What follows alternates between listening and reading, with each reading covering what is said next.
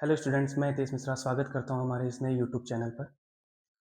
आज का जो हम लोग टॉपिक स्टार्ट कर रहे हैं वो स्टार्ट कर रहे हैं एनसीईआरटी के अंदर chapter number 11 area related to circle. ठीक है, बट वो हमारा फर्स्ट चैप्टर होगा क्योंकि बहुत ही स्कोरिंग सब्जेक्ट है। अगर हमारे को 10 to 15 फॉर्मूले याद हों तो बस फॉर्मूला वैल्यू पुटिंग करनी है और हमारे पास निकल जाएगा आंसर। कुछ ज़्यादा डीप कॉन्सेप्ट वाले क्वेश्चंस नहीं है, बहुत ही नॉर्मल क्वेश्चंस आते हैं। स्कोरिंग चैप्टर है हमारा।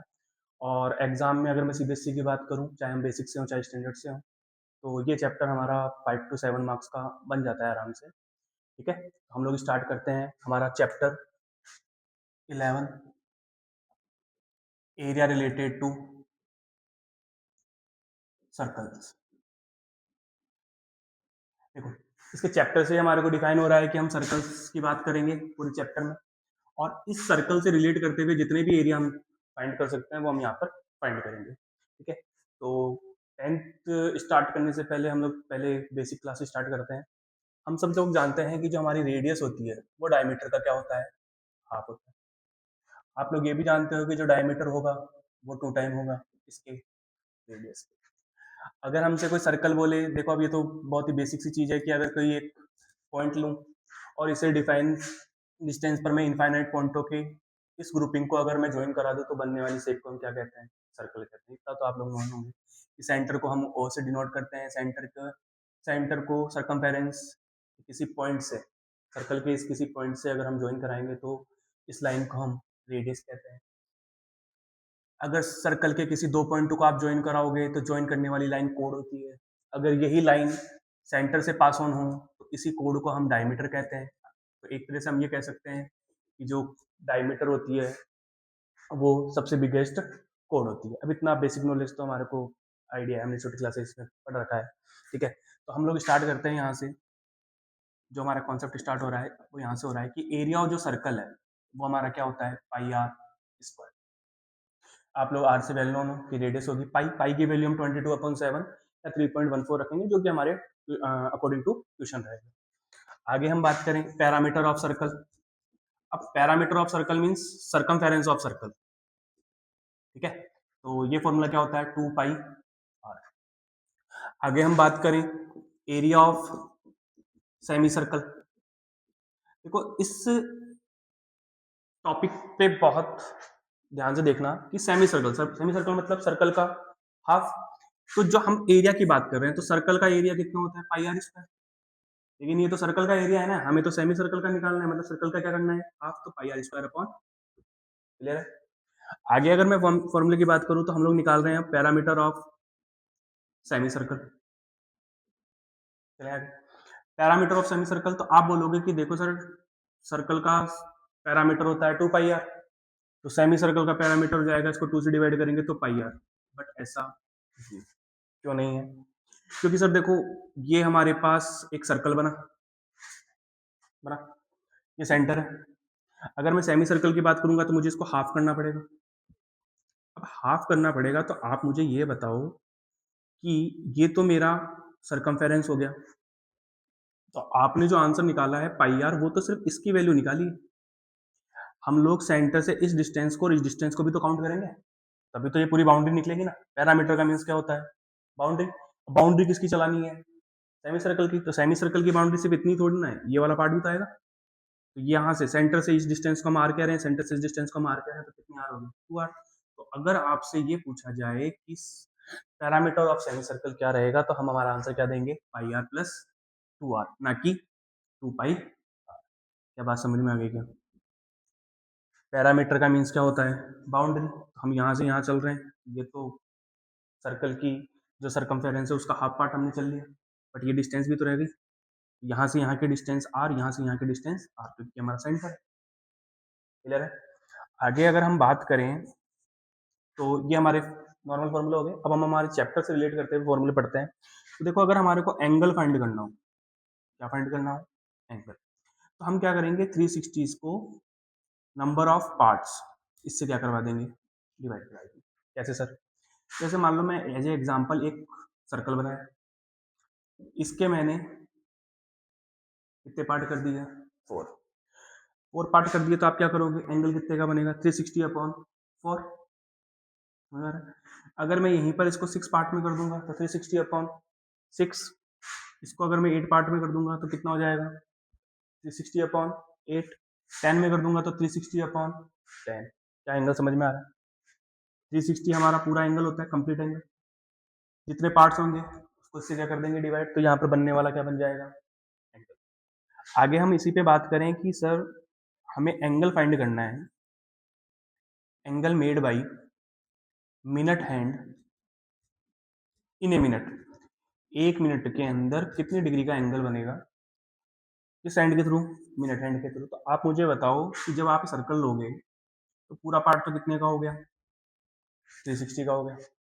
360 का पार्ट होने के बाद में मुझे बताओ मिनट हैंड जब क्लॉक में बजेगी, ठीक है, टाइम बताएगी, तो ऐसे 1 2 3 4 5 6 7 8 9 10 11 12 ऐसे करते करते करते पूरा एक राउंड लगाने में क्या इसको 60 मिनट लगेंगे क्या? मिनट हैंड के थ्रू बात कर रहा हूँ मैं, पहले 1 मिनट 2 मिनट, मैं सेकंड हैंड के थ्रू बात नहीं कर रहा हूँ, मैं मिनट हैंड के थ्रू बात कर रहा हूँ। तो 1 मिनट बजेगा, सेकंड 2 3 4 5 6 ऐसे करते करते पूरा राउंड लगाने में 60 मिनट होगा, तभी तो 1 घंटा होगा, 1 आवर्स। तो 60 मिनट 60 पार्ट होंगे, तो 60 पार्ट होंगे तो कितना एंगल आया 6 डिग्री। मैं ये कहना चाह रहा हूँ कि मिनट हैंड के थ्रू 1 मिनट में कितने एंगल बनेगा 6 डिग्री। ऐसे बताओ अगर मैं एंगल फाइंड करूं आवर्स हैंड के थ्रू, इन्हें आवर, तो बताओ 360 तो पूरा, तो आवर्स एंड बजाएगा, तो आवर्स एंड जब क्लॉक में बजेंगे अपना टाइम दिखाएगा तो कैसे बजेगा, पहले 1 o'clock बजेगा, फिर 2 o'clock, फिर 3 o'clock, 4 o'clock, 5 o'clock, पूरा एक राउंड अगर हम लेंगे तो कितने आवर्स होंगे, पहला आवर्स होंगे, तो डिवाइड बाई ये कितने का हो गया 30 का हो गया। ये बात समझ में आ रही है नहीं आ रही, क्लियर है? चलो इसी के ऊपर एक क्वेश्चन और देखते हैं। अगर मैं ऐसे बोलूं कि angle made by hour's hand, ठीक है, आवर्स एंड के थ्रू एंगल बनाना है, लेकिन बनाना है in a day, in a day, in a day का मतलब एक दिन के अंदर बात कर रहा है ये। अब एक दिन में मुझे ये बताओ कि आप लोग 360 पूरा एंगल होगा, आवर्स एंड पूरा एक दिन के अंदर एंगल बनाएगी, एक दिन की बात कर रहे हैं तो एक दिन में कितने घंटे 24। तो आप बोलोगे कि सर इसमें 24 पार्ट होंगे, तो 360 अपॉन 24 यानी कि यहाँ पर कितने डिग्री का आएगा, क्लियर है क्या बात? एक दिन की बात कर रहा है ये। आप बोलोगे कि सर 12 बज रहे, तो 12 एक दिन में 12 घंटे थोड़ा ना होता है, कितने घंटे होते हैं 24। मैंने क्या कहा कि 360 को हमारे को डिवाइड करवाना है, किससे डिवाइड कराना है, number of parts. Minute hand के थ्रू 60 पार्ट होंगे, आवर्स हैंड के थ्रू आवर्स के अंदर अगर हम बात करेंगे तो 12 पार्ट होंगे, लेकिन आवर्स हैंड के थ्रू अगर मैं डे की बात करूंगा तो कितने पार्ट्स होंगे 24, इन ए डे 24 आवर्स होते हैं। क्या ये बात कॉन्सेप्ट समझ में आ रहा है क्या? आ रहा है? चलो आगे हम बात करते हैं, हमारा जो टॉपिक है सेक्टर और सेगमेंट। पहले तो मैं ये बताना चाह रहा हूँ कि सेक्टर है क्या। सबसे बड़ा कंफ्यूजन तो यही होता है कि सर हमारे को एग्जांपल में थोड़ी सी दिक्कत आती है कि सर सेक्टर का एक डायग्राम कैसे लें और सेगमेंट का डायग्राम कैसे लें। तो देखो बहुत ही सिंपल है, मैंने एक सर्कल बनाया, मैंने एक सर्कल बनाया, मैंने सेंटर लिया क्योंकि बिना सेंटर के तो सर्कल बनेगा नहीं, सर्कल हो गया, सेंटर हो गया। अब देखो इसकी स्पेलिंग में क्या आ रहा है, ओ आ रहा है। ओ का मतलब हुआ कि जिसके स्पेलिंग में ओ आएगा वहां पर आर्क सेंटर से क्या होगी टच होगी। अब बात करते हैं आर्क क्या होती है। सर्कल का जो पार्ट होता है, टूटा हुआ सर्कल का पार्ट, इसको हम क्या कहते हैं आर्क। तो मैं क्या कहना चाह रहा हूं कि जिसकी स्पेलिंग में ओ होगा यानी कि वो आर्क सेंटर से क्या करेगी टच करेगी। तो देखो अगर मैं एक आर्क का पॉइंट लूं, आर्क पॉइंट लूं ए बी, तो आप देखोगे कि सर ये सेंटर से टच करेगी, तो ये क्या हो गया सेक्टर। अगर ऐसा कोई आर्क हो जो सेंटर से टच ना हो, ठीक है, ये भी आर्क ही तो है, अभी मैंने आर्क लिया है, लेकिन इसमें मैंने सेंटर से टच करवाया जबकि इसमें मैंने सेंटर से टच नहीं करवाया, ज्वाइन करवा नहीं करवा, क्यों नहीं करवा रहा, क्योंकि देखो इसकी स्पेलिंग में ओ है यानी ये सेंटर से ज्वाइन करेगा, इसकी स्पेलिंग में ओ है ये सेंटर से ज्वाइन नहीं करेगा। क्या बात समझ में आ रही?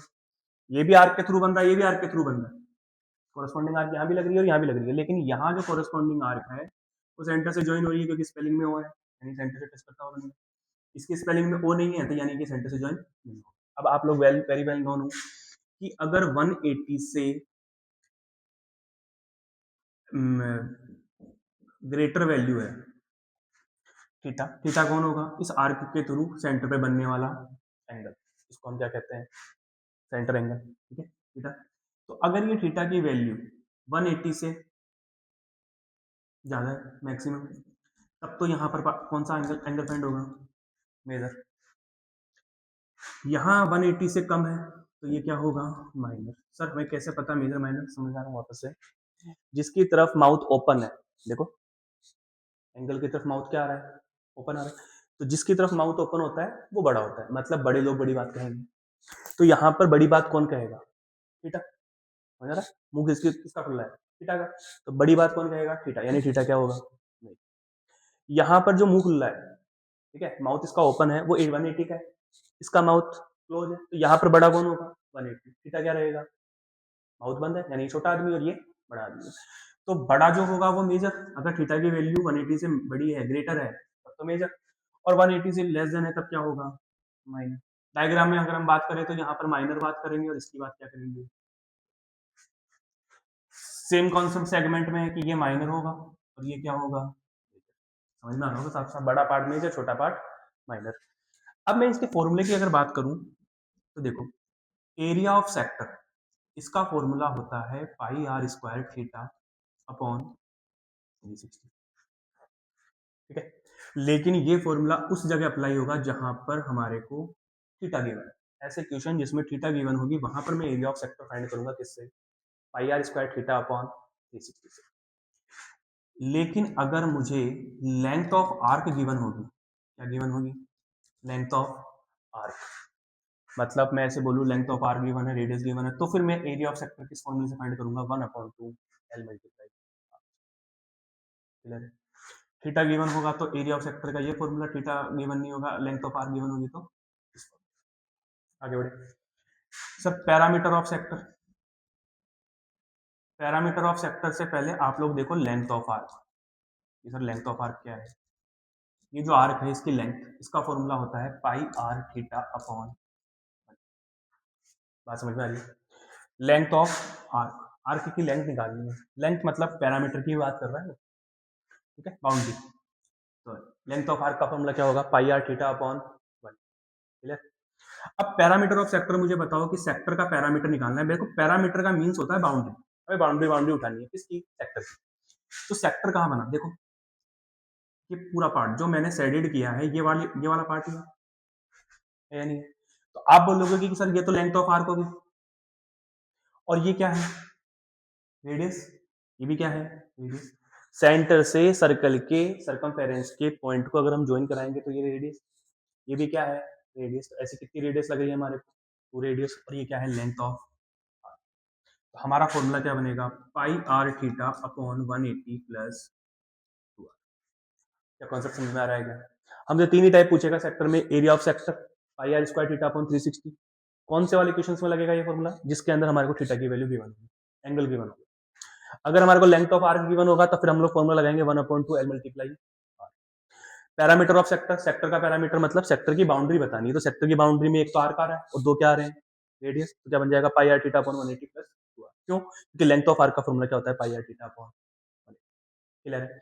अब सुनो, यहाँ पर थोड़ा सा एडवांस क्वेश्चन पूछ सकता है, क्या कि सर आपने बोला कि 180 से अगर थीटा की वैल्यू मान लो हमने ले ली 60, तो आप बोलोगे कि सर थीटा की वैल्यू 60 है यानी कि 180 से क्या है, कम है।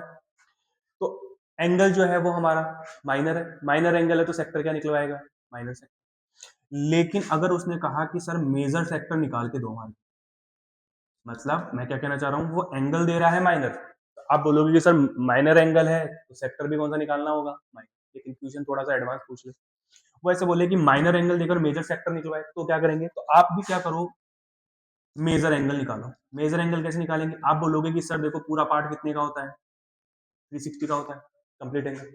उसमें से अगर हमने माइनर को माइनस किया, देखो ये माइनर एंगल को अगर मैं माइनस कर दूंगा तो बताओ मेजर पार्ट आएगा नहीं आएगा। तो आप क्या करोगे, मेजर एंगल फाइंड करने के लिए 360 में से माइनर एंगल को क्या कर देंगे, माइनर एंगल को माइनस कर दोगे तो वहां से हमारे को मेजर एंगल मिल जाएगा, मेजर एंगल मिल जाएगा तो यहाँ पर थीटा की मेजर वैल्यू मिल जाएगी, मेजर वैल्यू मिल जाएगी तो जो बनने वाला सेक्टर होगा वो कौन सा होगा, मेजर सेक्टर। क्या कॉन्सेप्ट समझ में है, वापस बताता हूँ।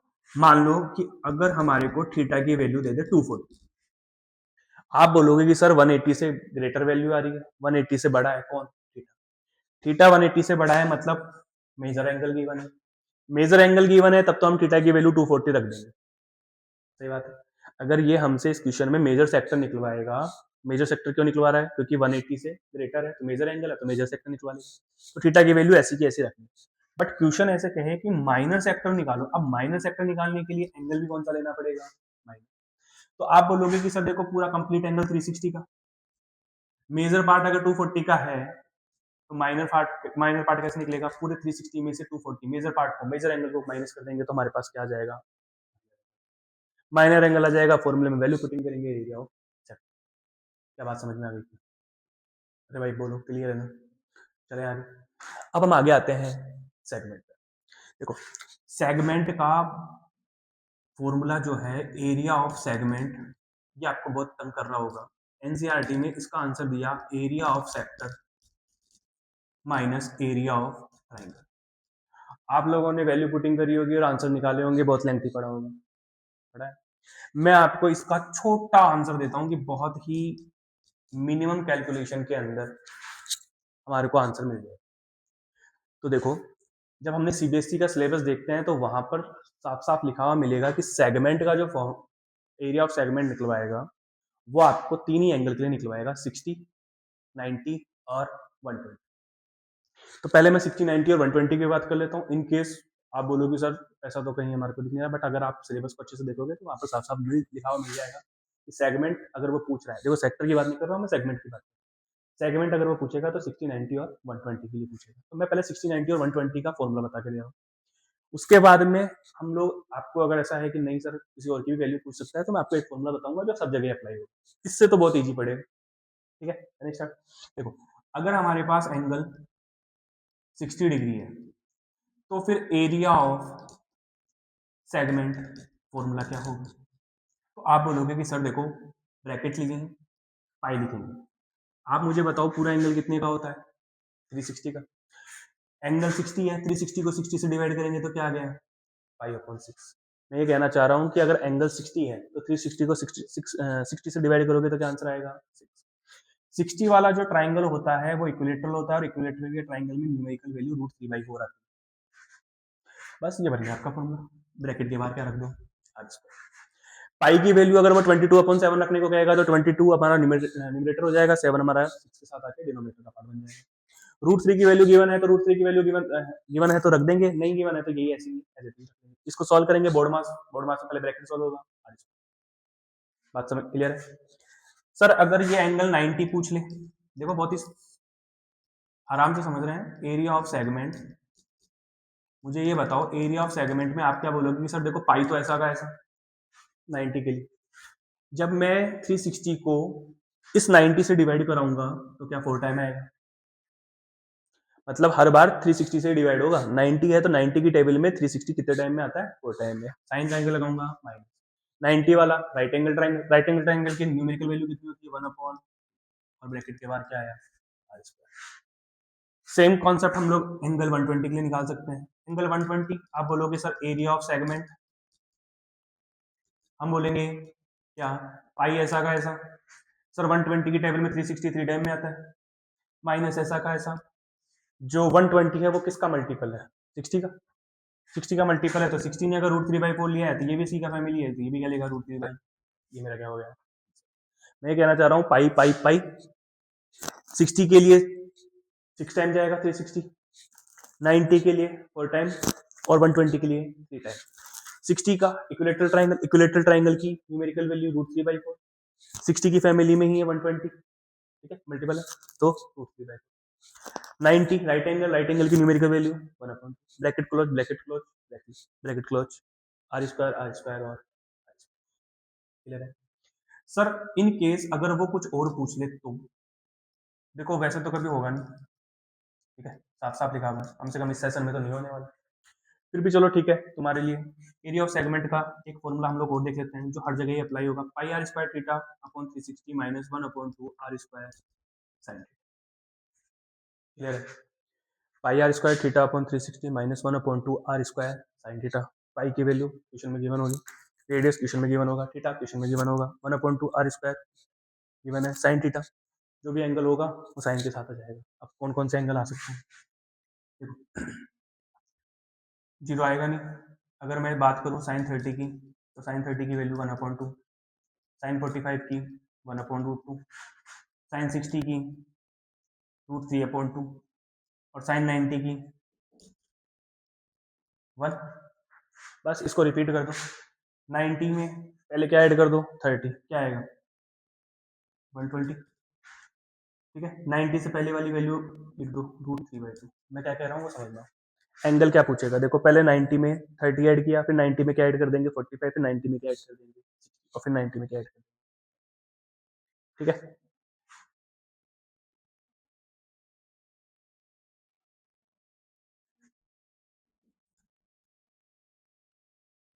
अब इनका अगर मैं आंसर पूछूं तो बस वैल्यू को घुमा दो, पहले √3/2 लिख लो, फिर क्या लिख लो 1/√2 और फिर क्या लिख लो 1/2। बात क्लियर है। ठीक है, अब अगर आपसे ये समझो कि अगर ऐसे पूछे कि सेक्टर जो है, रफली वर्ड में आपने बोल दिया कि जस्ट सर जिसकी स्पेलिंग में ओ आएगा तो वो सेंटर से टच होगा, जिसकी स्पेलिंग में ओ नहीं आएगा वो सेंटर से टच नहीं होगा। मान लो एमसीक्यू पूछे तो आप बोलोगे सेक्टर किसके थ्रू बनेगी, तो रेडियस कितनी, दो, और उनकी कॉरस्पॉन्डिंग आर्क। सेक्टर बनाने के लिए क्या क्या लगेंगे, दो रेडियस और उसकी कॉरस्पॉन्डिंग आर्क। वैसे बताओ सेगमेंट ये क्या है, डायमीटर या कोड, कोड है। तो एक तो कोड लग रही है और उसकी कॉरस्पॉन्डिंग क्या लग रही है, आर्क। ठीक है, अगर हमसे एमसीक्यूज में क्वेश्चन पूछे कि सेक्टर क्या है, तो सेक्टर में दो रेडियस लग रहे हैं, एक कॉरस्पॉन्डिंग आर्क लग रही है। सेगमेंट में अगर हमसे पूछेगा तो एक कोड लग रही है और उसकी कॉरस्पॉन्डिंग आर्क।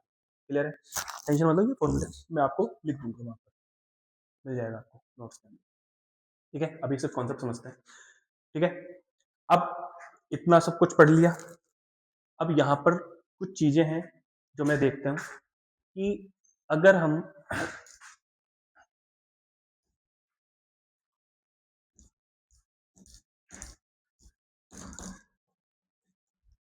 अगर आपसे वर्डिंग प्रॉब्लम की बात करें तो आप बोलोगे कि सर ये तो हमारे को वैल्यू सीधी सीधी दी हुई है तो हम समझ जाएंगे, बट अगर वर्डिंग प्रॉब्लम आए तब देखो सिंपल सी बात है, सेक्टर क्या कहेगा, आपने कहा सेंटर से ज्वाइन वाली सेक्टर होती है, तो ऐसे वर्डिंग प्रॉब्लम जिसमें सेंटर से टच हो वहां क्या लगेगा, सेक्टर का फॉर्मूला। जिसमें सेंटर से टच नहीं हो वहां क्या लगेगा, सेगमेंट का फॉर्मूला। मैं क्या कहना चाह रहा हूँ ध्यान से सुनो। मान लो ऐसे क्वेश्चन जिसके अंदर ऑब्जेक्ट का एक पार्ट एक जगह ज्वाइन किया हुआ हो और दूसरा पार्ट मूव कर रहा हो।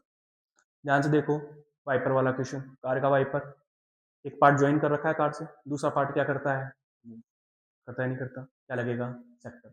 ने क्या कहा, एक पार्ट ज्वाइन करना है दूसरा पार्ट मूव करेगा, क्या लगेगा, सेक्टर। लाइट हाउस वाला क्वेश्चन देखो, लाइट घूमेगी, ये वाला पार्ट ज्वाइन करेगा, ये वाला पार्ट घूमता रहेगा, बॉर्डर पर रहेगी लाइटें। ठीक है, ऐसे बताओ अगर डोर होगी तो डोर का एक पार्ट तो ज्वाइन करेगा, दूसरा पार्ट क्या कर रहा होगा, विंडो के अंदर भी यही। अच्छा, वॉल पे लगने वाले उन फैन की बात भी यही है, क्योंकि एक पार्ट से जुड़ा हुआ होगा, दूसरा पार्ट क्या कर रहा होगा, ऐसे क्वेश्चन जिसके अंदर एक पार्ट ज्वाइन कर रखा है दूसरा पार्ट मूव कर रहा है किसी ऑब्जेक्ट का, वहां क्या लगेगा, सेंटर सी जगह लगने वाली जुड़ने वाली चीजों में भी क्या लगेगा, सेक्टर। जहां ऐसा कुछ नहीं हो रहा वहां पर क्या लगेगा। जैसे कि मैं आपको एक डायग्राम बना के बता रहा हूँ, जैसे मान लो मैंने एक सर्कल लिया, ठीक है, इस सर्कल के अंदर मैंने डिजाइन बनाई एक तो ये, और एक इस सर्कल में मैंने डिजाइन बनाई ये। अब मैं आपसे पूछूं ये डिजाइन बनाई, अब मैं आपसे पूछूं कि एरिया ऑफ डिजाइन निकालो, तो आप बोलोगे कि देखो सर इसमें सेंटर से ज्वाइन कर रही है डिजाइन, तो एरिया ऑफ डिजाइन का फॉर्मूला क्या हो जाएगा, एरिया ऑफ सेक्टर वाला अप्लाई होगा। सर इसमें सेंटर से ज्वाइन नहीं कर रही है, तो यहाँ पर जो डिजाइन का फॉर्मूला लगेगा, एरिया ऑफ डिजाइन का फॉर्मूला लगेगा, वो किसका लग जाएगा, सेगमेंट का लग जाएगा। अब यहाँ पर बनने वाले जो डिजाइन है, मान लो अगर मैं 5 डिजाइन है, जो आंसर आएगा एरिया ऑफ सेक्टर का फॉर्मूला लगाने के बाद में जो आंसर आएगा वो तो एक ही आंसर आया, ऐसे कितने आंसर है हमारे पास, ऐसे कितने डिजाइन है, 5, तो 2 मल्टीप्लाई बाई 5। मैं बात करूँ 6 डिजाइन है, एक डिजाइन सेगमेंट का फॉर्मूला लेकर, क्यों, क्योंकि सेंटर से टच नहीं है, सेगमेंट का फॉर्मूला, तो एक डिजाइन की जो वैल्यू आई, डिजाइन की जो वैल्यू आई उसको 6 से मल्टीप्लाई करूंगा, हमारे पास 6 डिजाइन का क्या निकल जाएगा। अच्छा, एरिया ऑफ क्वाड्रेंट, देखो क्वाड्रेंट का मतलब आप बोलोगे कि सर ये क्वाड्रेंट और होता है, तो बस एक पूरा सर्कल को हमने 4 पार्ट से क्या कर दिया है, डिवाइड। एरिया पूछ रहा है तो एरिया ऑफ सर्कल, पूरा सर्कल ही तो है, एरिया ऑफ सर्कल कितना होता है पाई आर स्क्वायर, और इसके कितने पार्ट्स हैं 4 पार्ट्स हैं तो डिवाइडेड बाई, ये नहीं समझ में आया तो टेंशन ना लें, एरिया ऑफ क्वाड्रेंट में आप एरिया ऑफ सेक्टर लगाओ, एरिया ऑफ सेक्टर का फॉर्मूला आप बोलोगे pi r square theta upon 360, sir pi r square तो ऐसा का ऐसा, क्वाड्रेंट के अंदर जो ईच ऑफ एंगल होता है वो कितने का होता है 90, थीटा की वैल्यू कितनी रखोगे आप 90, अपॉन में कौन चल रहा है 360, 0 से 0 कट 9 से 4 टाइम, क्या आंसर है पाई आर स्क्वायर अपॉन, अरे जब सेमी सर्कल 2 पार्ट्स था तो क्वाड्रेंट कितना पार्ट होगा, वही तो होगा, सेमी सर्कल जो सर्कल का 2 पार्ट है, क्वाड्रेंट सर्कल का कितना पार्ट है 4 पार्ट है, तो एरिया पूछ रहा है तो pi r square area of circle का 4 पार्ट है, तुम चाहो तो सेक्टर का फॉर्मूला लगा के कर लो। मेरी बात ध्यान से सुनना कि वर्डिंग प्रॉब्लम जब भी आए तो उस वर्डिंग प्रॉब्लम में मेरे को 2 चीजें देखनी है कि सेंटर से ज्वाइन है तो सेक्टर लगेगा, और किसी ऑब्जेक्ट का एक पार्ट ज्वाइन कर रखा हो दूसरा पार्ट मूव कर रहा हो तो भी क्या लगेगा, जहां ये चीजें नहीं दिख रही है वहां पर क्या लगेगा सेगमेंट। एनसीईआरटी का क्वेश्चन देखो, अम्ब्रेला वाला क्वेश्चन, सेंटर से ज्वाइन है क्या लगेगा सेक्टर, वाइपर वाला क्वेश्चन सेक्टर, 2 वाइपर पूछ रहा था इसलिए 2 से मल्टीप्लाई हो रहा था वो, ऐसे ही हमारे पास सेगमेंट का वो लास्ट वाला एरिया ऑफ डिजाइन वाला ऐसा वाला एक डायग्राम आया था सेकंड लास्ट क्वेश्चन, वहां पर आपने देखा होगा कि सर देखो सेंटर से ज्वाइन नहीं है तो यहाँ पर क्या लग रहा है, क्लियर है, ठीक है। अब आप लोगों को एक फॉर्मूला अगर हम यहाँ पर ऐड करें जिसके बाद में क्लास, ठीक है, मेरे हिसाब से तो पूरा कॉन्सेप्ट आ चुका है, आप कोई सा भी पेपर देखो 23 के बाद में इसके अंदर सारे कॉन्सेप्ट आ चुके हैं, अब आपको सिर्फ अप्लाई करनी है, ठीक है, मुझे नहीं लगता कि अब आपको कोई दिक्कत आएगी, बाकी ये जो नोट्स है वो आपको पीडीएफ फॉर्म में मिल जाएंगे, ठीक है। अगर मैं बात करूं टोटल कॉस्ट की, देखो सर कंफ्यूज मत होना, टोटल कॉस्ट जो होता है उसमें कॉस्ट से चीजें मल्टीप्लाई होती है, टोटल कॉस्ट जब भी फाइंड करना होगा तो उसमें कॉस्ट हमेशा क्या होगी मल्टीप्लाई होगी, किससे मल्टीप्लाई होगी, देखो मैं यहाँ पर 3 एग्जाम्पल दे, अगर मैं कहूँ 5 रुपी कॉस्टिंग है पर सेंटीमीटर, मैं कहूँ 5 रुपये कॉस्टिंग है पर सेंटीमीटर स्क्वायर, कुछ भी यूनिट हो सकती है, ठीक है, कॉस्ट तो रुपए में होगी, ये यूनिट कुछ भी हो सकती है सेंटीमीटर सेंटीमीटर स्क्वायर, ठीक है।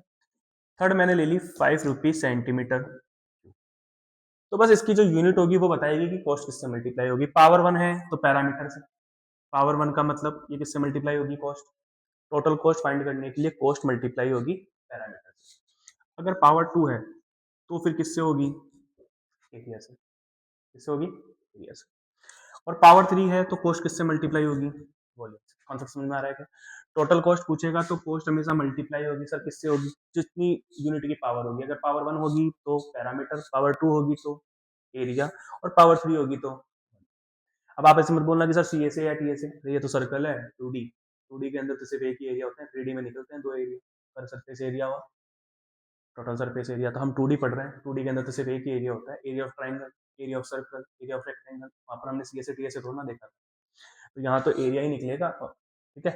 एरिया जो है कोस्ट है, वो कोस्ट जो है अगर पावर 1 है तो पैरामीटर, पावर 2 है तो एरिया, पावर 3 है तो वॉल्यूम, अब आप ये जरूर कंफ्यूजन हो सकता है कि सर पावर 2 में एरिया है, आप इसमें मान लो ऐसा कोई कॉन्सेप्ट हो, जैसे ये वाला क्वेश्चन था, अभी मैंने इसको तो बता दिया ना कि इसके अंदर सेक्टर लगेगा या सेगमेंट लगेगा, डिजाइन जो है वो इधर बन रही है, तो मेरे को पूरे सर्कल की डिजाइन, सर्कल का एरिया निकालना है या सिर्फ डिजाइन का एरिया निकालना है, डिजाइन का, इस क्वेश्चन में सेकंड लास्ट क्वेश्चन, डिजाइन का एरिया निकालना है तो डिजाइन का जो एरिया है वो सेक्टर फॉर्म में है सेगमेंट फॉर्म में, सेगमेंट फॉर्म में, तो कॉस्ट जो होगी वो एरिया ऑफ सेगमेंट से क्या हो जाएगी मल्टीप्लाई, अब ऐसे कितने डिजाइन है 6 डिजाइन है, तो cost multiplies area of 6 design, ठीक है। अगर हमारे को एंगल फाइंड करना हो तो हमेशा क्या लगेगा 360 अपॉन नंबर ऑफ पार्ट्स, मुझे बताओ ये पूरा सर्कल कितने पार्ट्स में डिवाइड हो रहा है 6 पार्ट्स में, बताओ यहाँ पर भी बनने वाला एंगल कितना होगा 360 अपॉन 6 यानी कि 60, क्लियर है, क्लियर है भाई, ठीक है। तो मुझे ऐसा लगता है कि मैंने जितना बताया है ना, बोर्ड के अकॉर्डिंग पूरे क्वेश्चंस बना लोगे आप लोग, ठीक है, फिर भी कुछ प्रॉब्लम आए तो कमेंट सेक्शन के अंदर लिख कर भेजना, कुछ ऐसा क्वेश्चन जो आपको लग रहा हो कि नहीं सर हमसे तो क्लियर नहीं हो रहा है, तो मैं वो आपको उसके लिए एक अलग से वीडियो बना के दिखा दूंगा, बाकी मेरे अकॉर्डिंग छोटी मोटी कैलकुलेशन है, क्योंकि कैलकुलेशन का एक बहुत बड़ा पार्ट तो मैंने यहीं पे खत्म कर दिया, ठीक है। और यहाँ पर अगर आपने क्वेश्चन के फॉर्मूला बना दिया, वैल्यू पुटिंग कर दी, तो आप ये समझना है कि उसका उस मार्किंग की जितनी मार्किंग का वो क्वेश्चन होगा उसका आप 50 से 60% तो आपने अचीव कर लिया। मतलब क्वेश्चन के सिर्फ फॉर्मूला मेकिंग और उसकी वैल्यू पुटिंग से हमारे को 50 टू 60 मार्क्स, जितने भी मार्क्स का वो क्वेश्चन आ रहा है उसका 50 टू 60% मार्क्स का हमने कवर कर लिया। तो कैलकुलेशन, ठीक है, क्लियर। अब अगर आपको ये सेशन बहुत बढ़िया लगा हो तो प्लीज़ इसको शेयर कीजिएगा, ज़्यादा से ज़्यादा शेयर करिए, ठीक है, लाइक करिए और सब्सक्राइब कीजिए।